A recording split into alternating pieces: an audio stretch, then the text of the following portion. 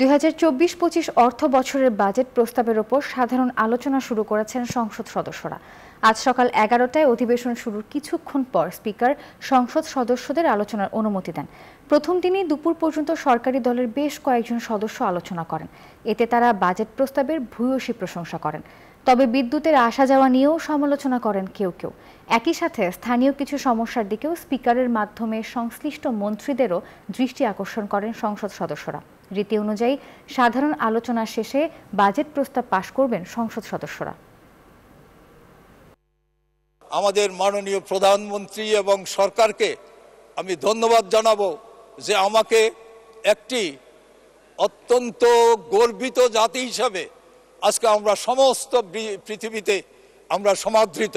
যে ব্যাটারি চালিত এই বিদ্যুতের সারা বাংলাদেশে সিংহভাগ কিন্তু খরচ হয়ে যায় ব্যাটারি চালিত এই জন্য, ইজি বাইকের জন্য। ওইটার দরকার আছে, কিন্তু এটাকে আপনি এই রেজিস্ট্রেশন আওতায় আনতে হবে এবং এদেরকে অল্টারনেটিভ কোনো ব্যবস্থা করা যায় কিনা। বিদ্যুৎ দিয়ে চালাইলে আপনি এই বিদ্যুতের সমস্যা দূর করা যাবে বলে আমি মনে করি না।